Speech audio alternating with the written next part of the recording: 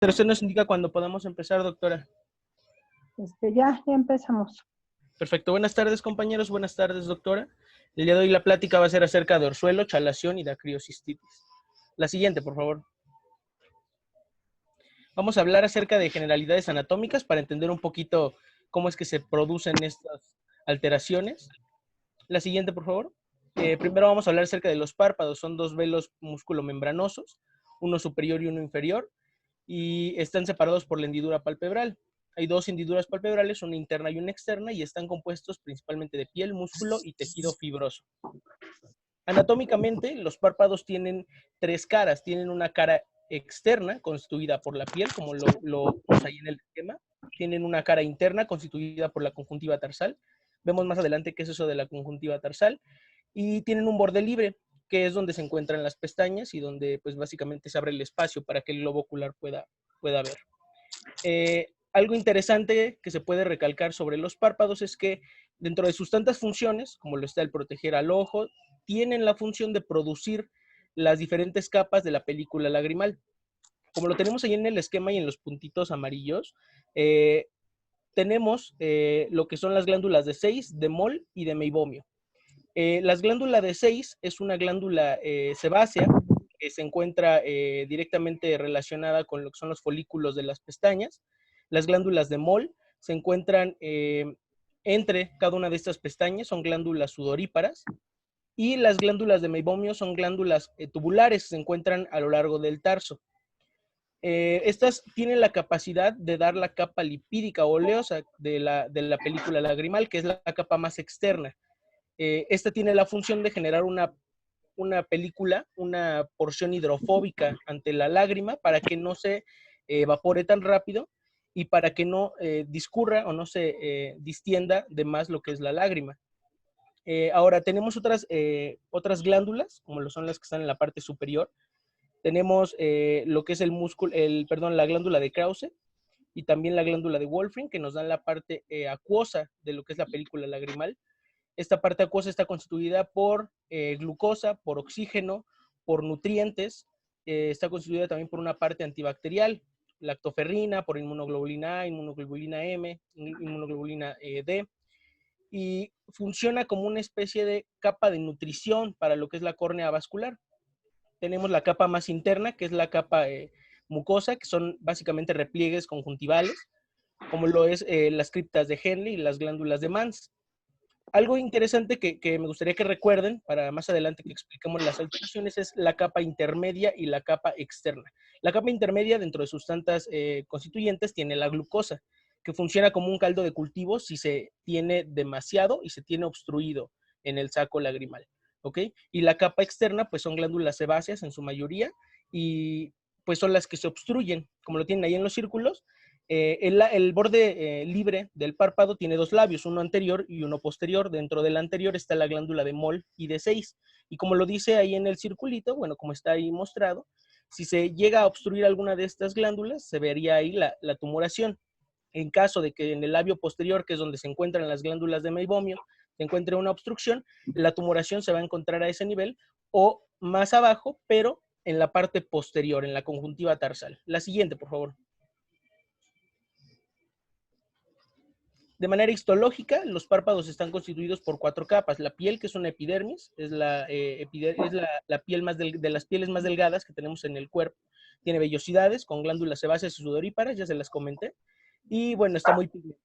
Debajo de la piel tiene tejido subcutáneo, que es tejido laxo y poco adiposo, y tiene una gran permeabilidad, lo cual le permite generar con facilidad edema en procesos inflamatorios. Tiene una porción muscular que está básicamente constituida por el músculo por el músculo orbicular, que está inervado por el séptimo par craneal. Son fibras concéntricas que constituyen la porción muscular del párpado. Y posterior, también relacionado con lo que es ya el globo ocular y con la conjuntiva propiamente dicho, tenemos al tarso y al septum orbicular. Al septum orbitario, perdón. Este es un esqueleto de tejido conectivo denso que se compone de colágeno y va a incluir a las glándulas tarsales o de Meibomio. Lo que es la porción de la piel, el tejido subcutáneo y muscular es donde se van a encontrar en el labio anterior, en la porción anterior del borde libre, las glándulas de Seyss y de Meibomio. pero en el tarso, que es la parte posterior, se van a encontrar las glándulas de meibomio, ¿ok? La siguiente, por favor. Y bueno, y hablando un poquito de la vía lagrimal, vamos a primero a explicar que se compone por dos porciones. Una porción va a ser secretora, compuesta por la glándula lagrimal principal y las dos glándulas secundarias, y un sistema de drenaje que va a ser la porción excretora, la que va a corresponder al tema de acresicitis. En la primera imagen vemos el trayecto seguido por las lágrimas. En la otra imagen vamos a ver la porción excretora propiamente de la vía lagrimal. En la letra A vamos a ver los puntos lagrimales, tanto superior como inferior. En el B, seguido vemos los canalículos. El C, el canalículo principal. En el D, el saco lagrimal y su unión con el conducto nasolagrimal. Es aquí donde se menciona que ocurre, bueno, en pacientes adultos, la mayoría de veces la obstrucción. Y bueno, en la F, es la salida del conducto nasolagrimal al meato inferior a través de la válvula de Hasner. Aquí es donde se obstruye, bueno, no se obstruye, sino que hay se menciona que es un remanente de membrana en los neonatos y recién nacidos. Vamos a hablar sobre el orzuelo. La siguiente, por favor. El orzuelo se va a definir como una infección de una o más glándulas palpebrales y se va a dividir en dos tipos dependiendo de la glándula que esté infectada. Cuando el trastorno es en las glándulas de meibomio, es decir, en las glándulas tarsales que se encuentran en la parte posterior, se llama orzuelo interno. Y cuando se encuentra afectada o infectada las glándulas de 6 o de Moll, que están en la parte anterior del borde libre, se denomina como orzuelo externo. Es una zona de inflamación en el borde palpebral, donde a veces puede notarse un punto blanquecino en el caso del externo o una simple tumoración sin edema, como lo es en el orzuelo interno. ¿Ok? La siguiente, por favor. En cuanto a epidemiología, pues se desconoce una incidencia exacta, aunque se sabe que es un fenómeno común de consulta, y no tiene una predilección por edad, pero pues se menciona que hay una incidencia máxima de los 30 a los 50 años, y pacientes que tienen afecciones crónicas como dermatitis seborreica, diabetes mellitus, lípidos séricos altos, predisponen a un daño en ese sistema de drenaje o de eliminación del contenido seborreico de las diferentes glándulas. En cuanto a la etiología, el 95% de los casos va a estar dado por Staphylococcus aureus y en segundo lugar se encuentra Staphylococcus epidermidis. En cuanto a factores de riesgo, pues tenemos blefaritis crónica, procesos inflamatorios crónicos, también caracterizados por procesos dermatológicos, blefaritis crónica, rosácea, dermatitis seborreica, procesos de inmunosupresión, diabetes y embarazo. La siguiente, por favor. En cuanto a la fisiopatología, pues están tres glándulas relacionadas en la fisiopatología, dependiendo, como les mencionaba, la que está afectada es el orzuelo interno o externo lo que va a producir. En el orzuelo externo, las glándulas que están afectadas son las de 6 y de Moll, la glándula sebácea y sudorípara del borde anterior libre, y van a producir un dolor, hinchazón en la base de la pestaña con formación de un absceso. La clasificación de manera general, la fisiopatología de manera general que ocurre en un orzuelo es, existe una oclusión, una obstrucción en el proceso de drenaje del contenido sebáceo y hay un atrapamiento de bacterias, dentro de ellas Staphylococcus aureus, 95%, y esto genera un proceso inflamatorio agudo. Como ya les explicaba, las glándulas que están afectadas en el orzuelo externo son las de 6 y de Moll, y en el orzuelo interno van a estar en las glándulas tarsales, las glándulas de meibomio. ¿Ok? La siguiente, por favor.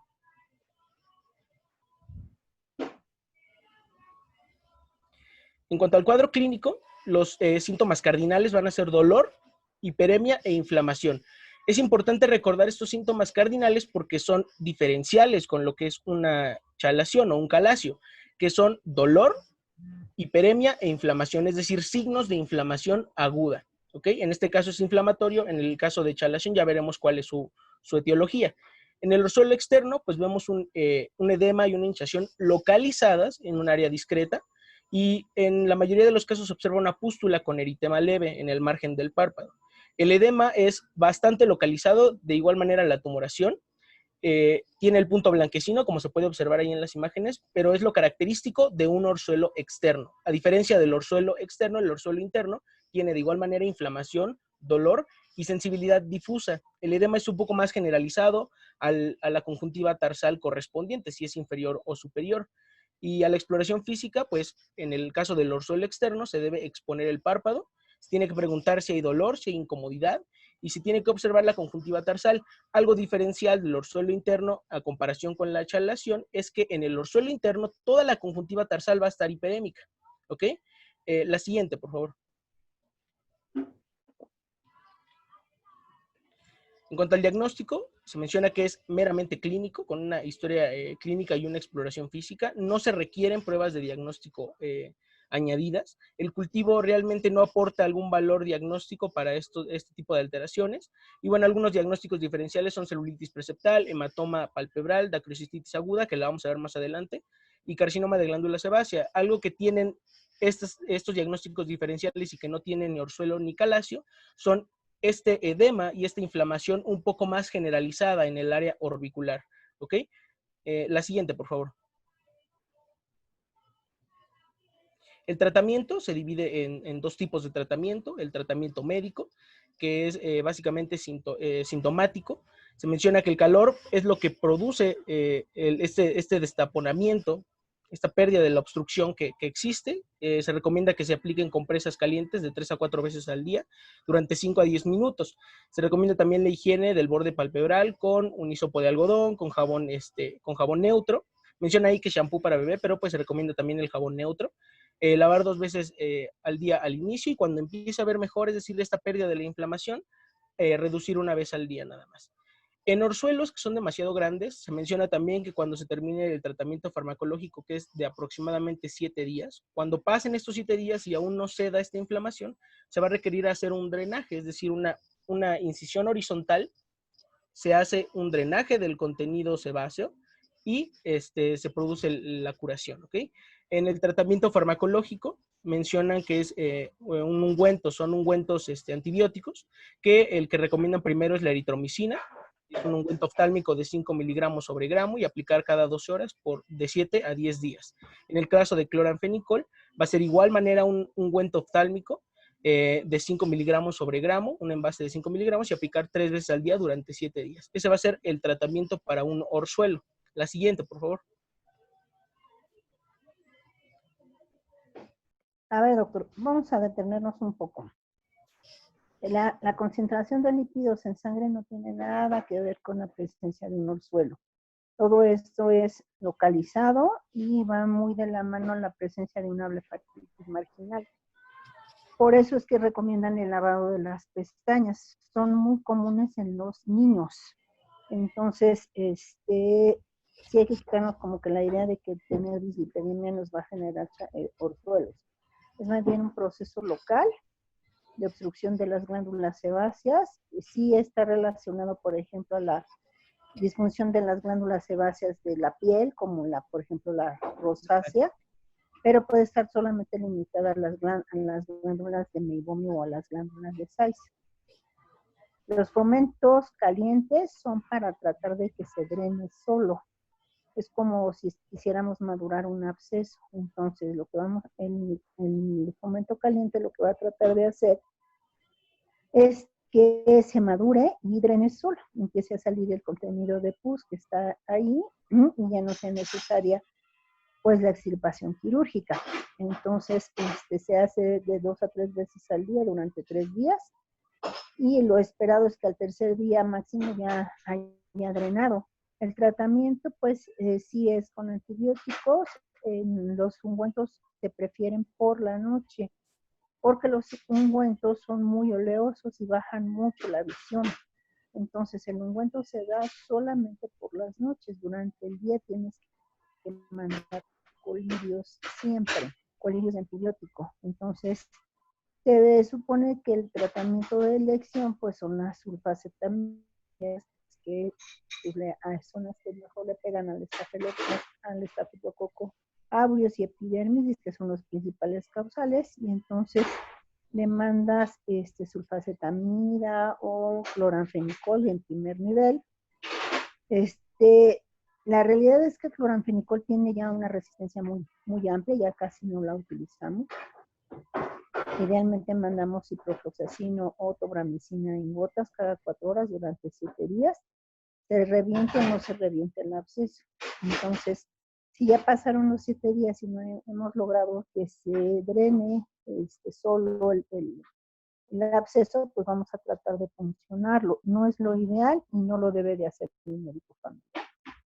Pero, bueno, se puede intentar si es muy, muy, muy evidente la zona de donde está localizada la pus. Bueno, pues se puede intentar drenarlo y hay que continuar el tratamiento, ¿vale? Pero sí es muy frecuente que haya una blefaritis marginal asociada y hay que hacer hincapié al paciente de que se tiene que estar lavando las pestañas precisamente para estar retirando las escamas sebáceas que se están acumulando ahí y que seguramente son las que están generando la obstrucción de las glándulas. Ok, doctor, a ver, síguele.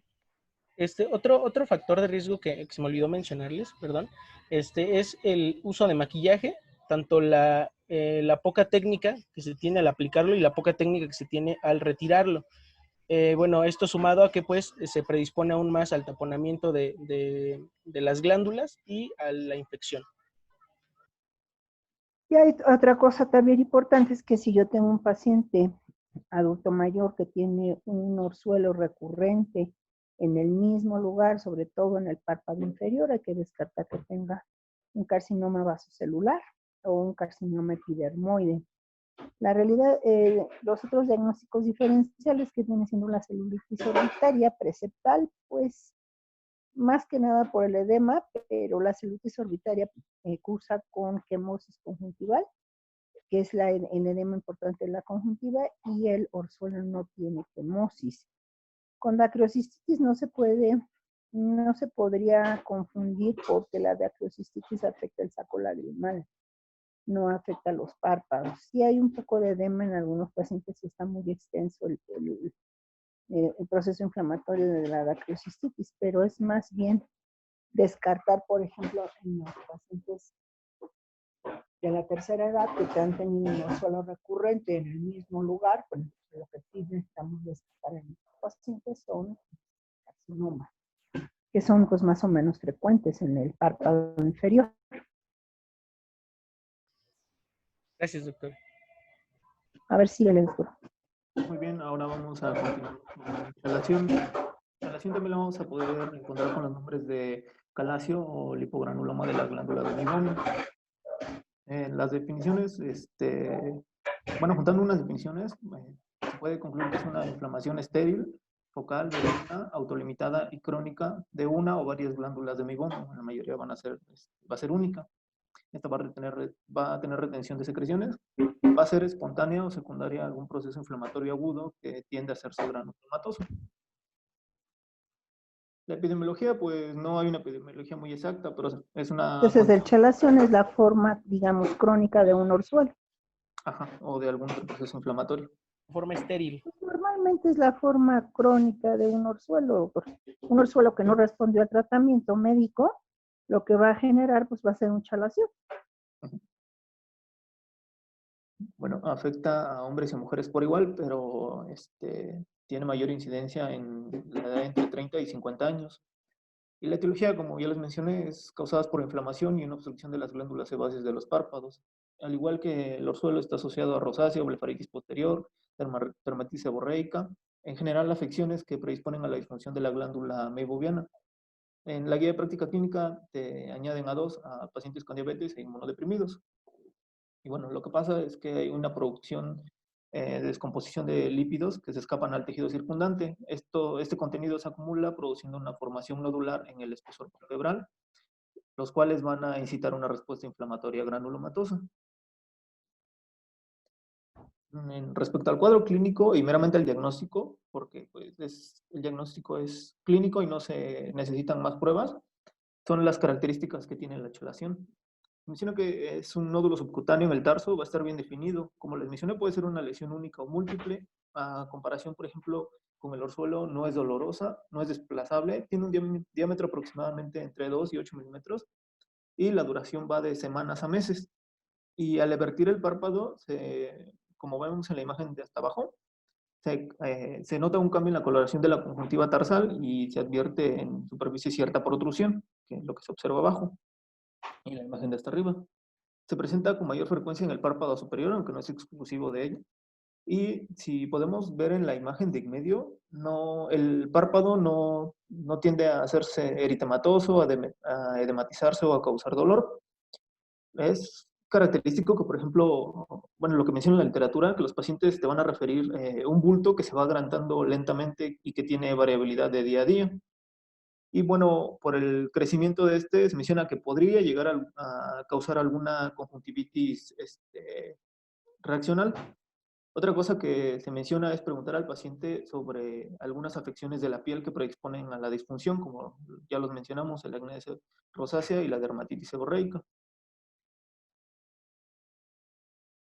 Ahora, el diagnóstico diferencial se va a hacer con el orzuelo externo e interno, con el quiste sebáceo de la piel y con el carcinoma de la glándula sebácea.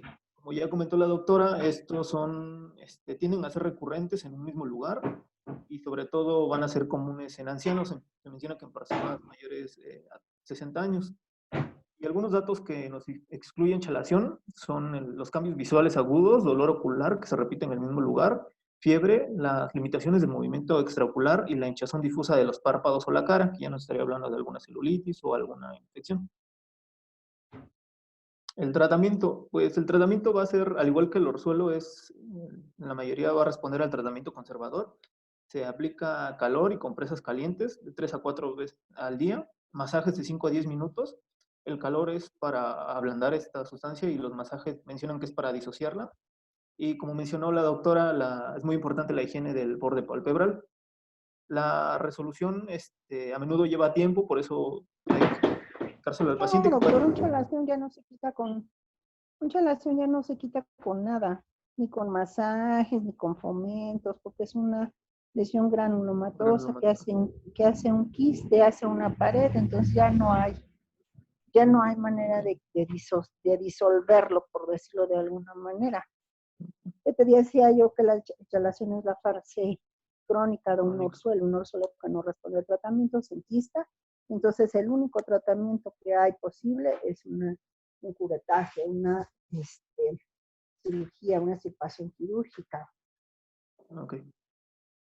Bueno, nada más para comentarlo, lo que refiere a la guía de práctica clínica es que se pueden aplicar inyecciones corticoides intralesionales, pero ya pasando a la incisión y el curetaje de la lesión, es de primera intención en lesiones mayores a 6 milímetros, cuando mencionan que el tratamiento conservador no ha funcionado. No, doctor, realmente chalación, el único tratamiento real que existe es el curetaje, que es hacerle una incisión a través de la conjuntiva tarsal o a través del párpado. Idealmente debe ser a través de la conjuntiva tarsal, se hace una incisión vertical, se saca el contenido de grasa que hay, se quita la pared y se termina la cirugía. Okay. La inyección de esteroides intralesionales pues, se hace en instalaciones muy pequeñitos, donde el curetaje pues a lo mejor no va a ser tan efectivo porque en el momento de aplicar la gilocaína se nos va a perder la lesión, pero la realidad es que no da resultado. El único tratamiento que da resultado y se hace sobre todo en chalaciones mayores de 3 milímetros de diámetro, pues es el curetaje. Ok, gracias, doctor. Bueno, este es un algoritmo, básicamente para diferenciar lo que es un orzuelo de un calacio. En el caso del orzuelo, pues el paciente refiere pues un dolor, es un proceso inflamatorio agudo, hay edema y hay hiperemia. En el caso del calacio, no, es una masa nodular recurrente que el paciente refiere que va creciendo conforme al paso de los días. Y pues ya con sus distintos tratamientos, en el caso del orzuelo, pues es un tratamiento médico y farmacológico. Y en el caso del calacio, pues es le envío directamente a oftalmología para que se haga la resección quirúrgica o se haga el procedimiento quirúrgico.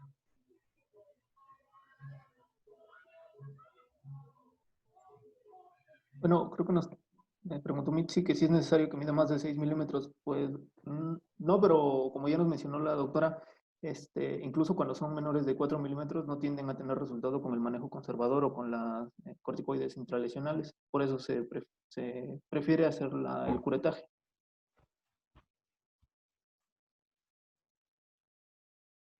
Esta es una tabla comparativa sobre las diferentes características que pueden llegar a tener y las diferencias que existen entre cada uno. Se los dejamos para que lo chequen más tarde con más tranquilidad. La siguiente, por favor. Vamos a hablar acerca de la dacriocistitis, que como lo dice su nombre, es la inflamación de los conductos lacrimales. Es un estado inflamatorio del saco lagrimal que puede causar epífora, que es lagrimeo, e hiperemia ocular. Es causada en esencia por una obstrucción de diferente etiología del saco lacrimal que produce el cuadro clínico. La siguiente, por favor. La epidemiología, pues dicen que se presenta una incidencia absoluta de un 2% en hombres y de un 2.8% en mujeres. Es característico porque es un factor de riesgo que mujeres posmenopáusicas presenten con mayor frecuencia esta alteración. Vamos a verlo un poco más descrito en la fisiopatología. También es frecuente en bebés y en adultos. En el caso de los bebés, de igual manera, vamos a checarlo en la fisiopatología. Y bueno, la incidencia es mayor en sujetos de raza negra y de bajo nivel socioeconómico. La morbimortalidad son bajas, a excepción de que sea una dacriocistitis congénita. Esta, si no se trata de manera urgente, sí puede llegar a tener un aumento en la morbimortalidad. Y bueno, en el caso de los adultos, predominan las mujeres de alrededor de 60 a 70 años por ese factor de riesgo de la menopausia, sean postmenopáusicas las pacientes. La siguiente, por favor. La etiología, la mayoría de los casos son idiopáticos, pero hay causas específicas como lo son cuerpos extraños, neoplasias o inflamaciones. También la formación de dacriólitos puede contribuir a que se presenten por esta razón. En los otros cuadros les tengo un poco más allegadas las causas. Por ejemplo, tenemos que dentro de las etiologías más frecuentes son patología nasal, sobre todo porque, pues como lo comentó Emanuel anteriormente, la válvula de Hasner está en contacto directo con lo que es la mucosa nasal y drena a lo que es el meato inferior. Esto pues se ve afectado, esta válvula se ve ocluida por procesos como opresión del meato inferior, que oprimiría lo que es de manera secundaria la válvula de Hasner, hipertrofia, desviación del tabique nasal, sinusitis, rinitis alérgica, rinitis hipertrófica, todo aquel padecimiento, toda aquella alteración nasal que pueda llegar a obstruir de manera secundaria la válvula de Hasner y por ende el sistema de drenaje lacrimal. Medicamentos como lo son el timolol, la pilocarpina, la dorzolamida. En el caso del timolol, por ejemplo, aumenta la secreción de lágrima. En el caso de la pilocarpina y la dorzolamida, lo que producen es una irritación ocular. Por eso es que se aumenta o se tiene un factor de riesgo en el uso de estos tratamientos. Es el resultado, como les comentaba, de una obstrucción crónica. Ahorita en la clasificación vemos cómo es que se produce esta obstrucción crónica. Enfermedades sistémicas también pueden llegar a producirla, como lo es la granulomatosis de Wegener, la sarcoidosis y el lupus eritematoso sistémico. En cuanto a infección, pues es una infección infantil o congénita. Está producida por una infección, de igual manera la crónica, dentro de la infantil, pues está Staphylococcus pneumoniae, Streptococcus pneumoniae, Staphylococcus aureus, siendo específicos del resistente a la meticilina, Haemophilus influenza y también algunas enterobacterias. En el caso de dacriocistitis crónica, está Staphylococcus aureus, epidermidis, son los más importantes. La siguiente, por favor. En la clasificación tenemos dos tipos, la que es infantil, también llamada congénita, que es una inflamación y una secundaria infección del saco lacrimal por una imperforación del conducto lacrimal. Les comentaba de manera previa, Manuel, que la válvula de Hasner en la mayoría de los casos está imperforada. Entonces también el tratamiento va a cambiar en el caso de dacriocistitis infantil o congénita. En el caso del adulto, también de igual manera es una obstrucción con secundaria infección, pero del conducto nasolacrimal, que es parte de lo que es toda la vía de drenaje. Esta se divide en dos, aguda o supurada, que es una infección bacteriana en la mayoría de los casos, como una formación de absceso. Y en el caso de la crónica, pues es una inflamación con una obstrucción crónica, donde el síntoma principal es la epífora. Algo a recalcar entre la dacriocistitis aguda y la crónica es que la aguda sí existe una obstrucción, pero no es una obstrucción franca, es decir, no es un tapón directamente. Existe todavía algo de permeabilidad. En el caso de la dacriocistitis en el adulto crónica ya es un taponamiento, se sella como tal este sistema de drenaje. La siguiente, por favor. La fisiopatología, como les comentaba, es en esencia un proceso obstructivo Y aquí lo que cambia es la etiología. En el caso de los niños, la infantil o congénita es por una imperforación de la válvula de Hasner que drena directamente al meato inferior. En el caso de la aguda, pues es por una inflamación que genera una reducción del flujo de drenaje del sistema lacrimal.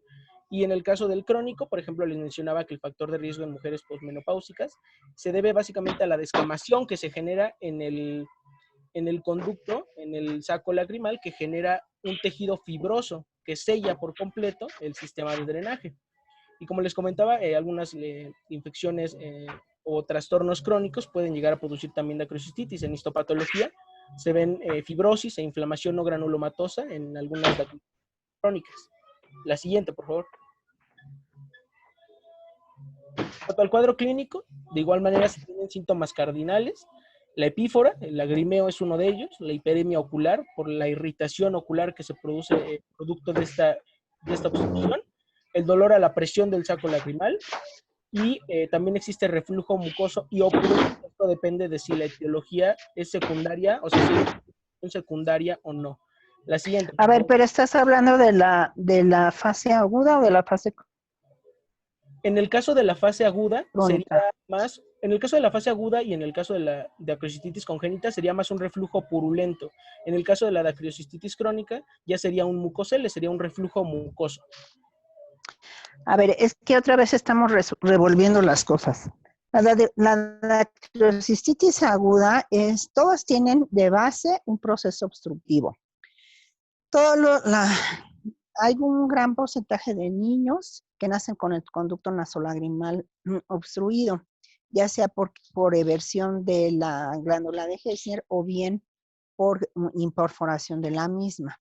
Cuando solamente es la eversión de la glándula, entonces con el manejo conservador, que es a través del masaje en el saco lagrimal que transmite la presión hacia abajo, vamos a lograr que la válvula se ponga en la posición correcta.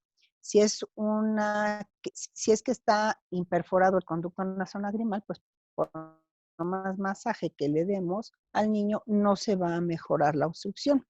Entonces, esto lo podemos hacer hasta el año y medio de edad.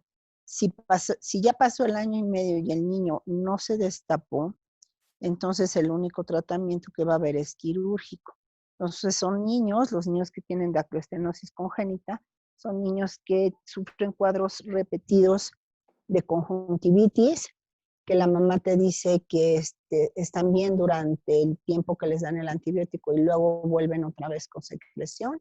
Tú le haces expresión del saco lagrimal y sale pus. Sale pus que está ahí, está siendo almacenada, o la lágrima que queda remanente en el saco lagrimal se contamina y entonces se acumula, y al hacerle la expresión del saco lagrimal, pues a través de los puntos lagrimales sale pus, ¿vale? Esa vendría siendo pues como que la fase crónica en los niños. Cada vez que le exprimes el saco lagrimal, bueno, pues sale un contenido de pus, le tienes que decir que le esté dando un masaje para que esté drenando la pus y darle tratamiento. En los adultos es diferente. En los adultos el proceso obstructivo, como ya nos dijiste, pues generalmente es secundario a procesos inflamatorios frecuentes o a enfermedades sistémicas que hacen que el conducto nasolagrimal se obstruya. Y la consecuencia pues va a ser exactamente la misma. Va a ser la acumulación de la lágrima en el saco lagrimal, se sobreinfecta o se sobrecontamina y entonces en la fase aguda se va a generar un absceso. Un absceso que nos va a generar edema, eritema, dolor, un dolor muy, muy, muy importante en todo lo que es la zona del saco lagrimal y parte de lo que es la zona del dorso de la nariz, el párpado inferior, y es muy, muy dolorosa y tú ves cómo está esa zona caliente porque pues finalmente es un absceso. Tú lo tocas o le tratas de drenar el saco lagrimal y sale mucha pus, ¿vale? Entonces, esa es la fase aguda. En la fase crónica va a pasar muy similar al niño. Y es más, ya hasta los pacientes saben que se aprietan en la zona del conducto, del saco lagrimal y les sale pus. Entonces, hasta el paciente mismo ya te dice, es que si yo me aprieto aquí, me sale pus. Entonces hay que estarle diciendo que se tiene que estar haciendo compresión para que no se esté acumulando la sangre, que diga la lágrima y no se esté acumulando la pus y no venga una fase aguda. Aquí digamos que lo grave o lo que requiere de un tratamiento inmediato, pues es precisamente la fase aguda, porque pues finalmente es un absceso que tenemos que drenar. Generalmente se le da tratamiento y como que madura el absceso, se revienta y sale. Y si no, pues hay que igual madurarlo y drenarlo. En la fase crónica, pues otro será el tratamiento, pero sí hay que separar la fase aguda de la fase crónica porque el tratamiento y los datos clínicos, pues definitivamente no son iguales. ¿Vale? A ver, sigue el de doctor. La siguiente, por favor. Gracias, doctora. Y bueno, aquí está en este esquemita los datos clínicos referentes a cada uno de los tipos. En el caso de la infantil o congénita, como nos comentaba la doctora, y epífora y episodios recidivantes de tumefacción y de cuadros de conjuntivitis en la zona del saco y supuración de los puntos lagrimales. Se hace presión y sale pus. En el caso de la dacrocititis del adulto aguda, hay tumoración del canto medial, piel hiperémica y edematosa, tiende a ser el absceso, y también algunos pacientes pueden manifestar fiebre. A la presión, de igual manera, puede existir la salida de pus. En la diacrocititis del adulto crónica, el principal síntoma va a ser epífora, que es el lagrimeo, y pues es básicamente por el proceso fisiopatológico, que es la fibrosis. Hay mucosele del saco lagrimal, esto se debe a una infección crónica. Es indoloro y puede incluso acompañarse de disminución leve o aguda de la visión. Y bueno, la normalidad en la película lagrimal es lo que también produce esta pérdida de la agudeza visual leve. La siguiente, por favor. Bien, ahora vamos a pasar a lo que es el diagnóstico. El diagnóstico, al igual que las patologías pasadas, es principalmente clínico, basado en la historia y los hallazgos del examen físico.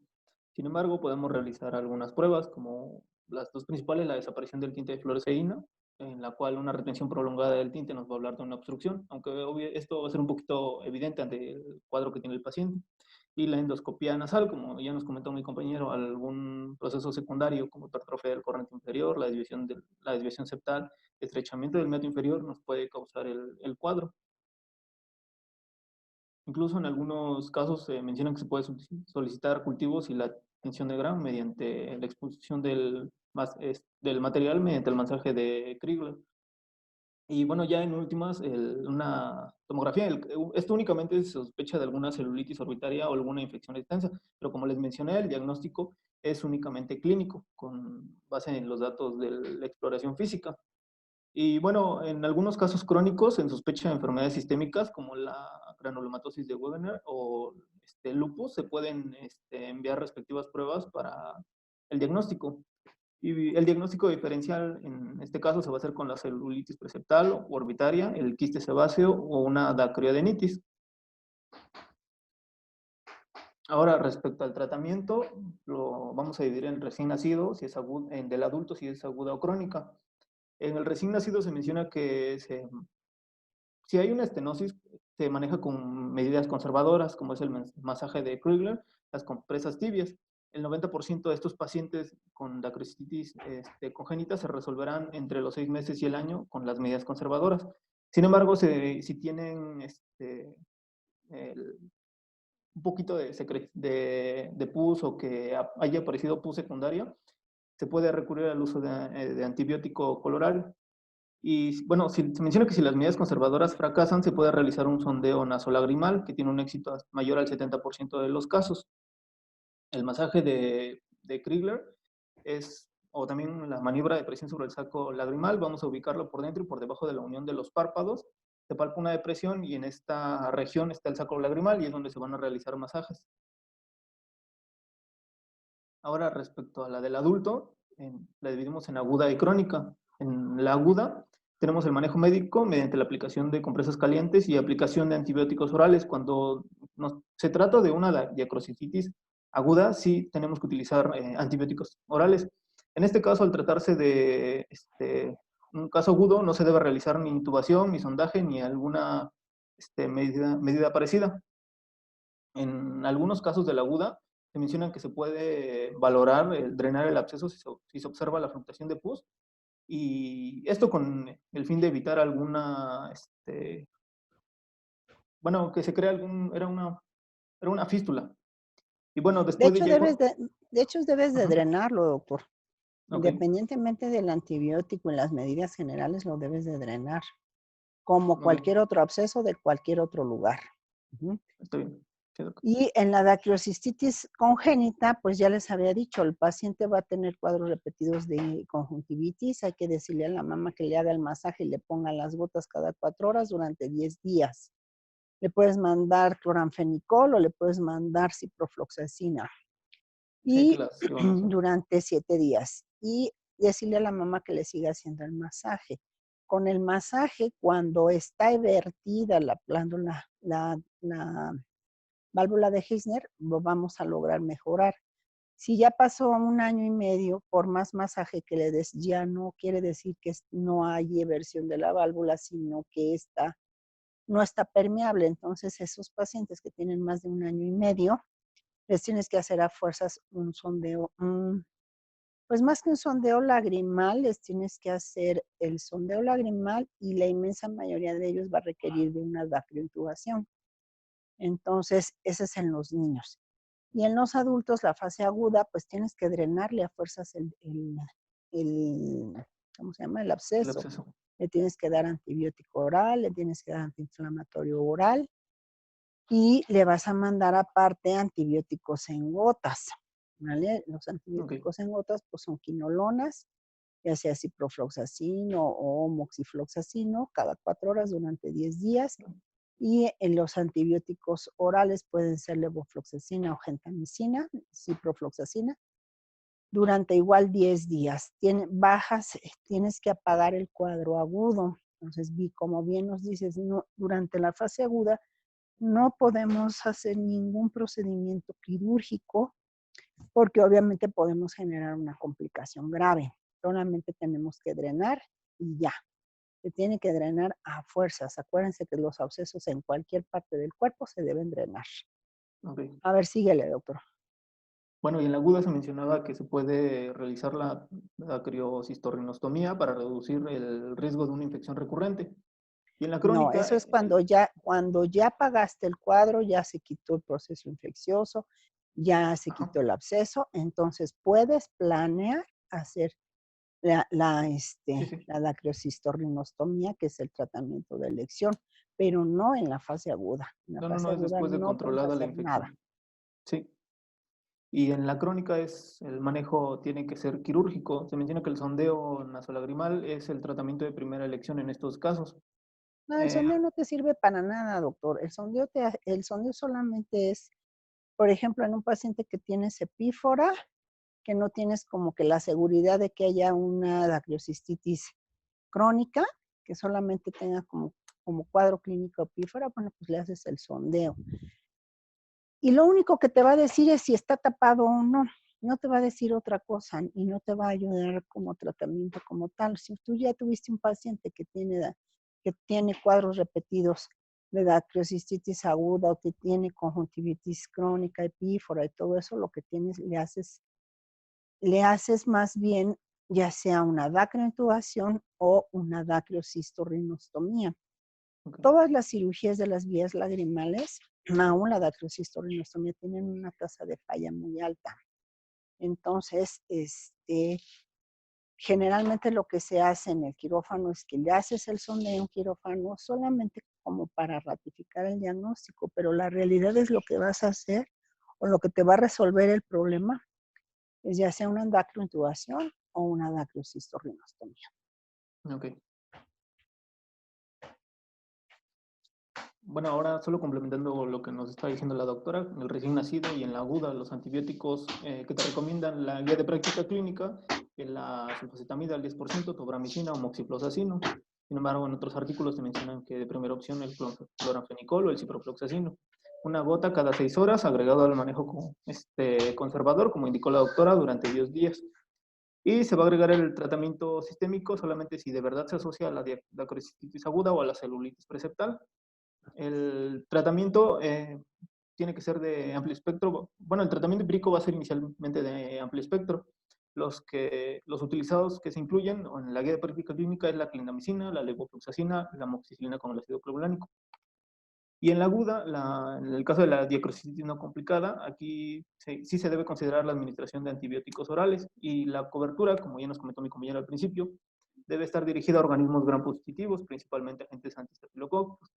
Los agentes para iniciar el tratamiento empírico que se recomiendan la cefalexina, levofloxacina o la amoxicilina con clavulanato. Los regímenes que te recomiendan de la cefalexina es de 500 miligramos vía oral cada 6 horas o el alternativo del ácido clavulánico de 500 miligramos vía oral cada 8 horas. Y bueno, ¿alguno tiene una duda? ¿Pregunta?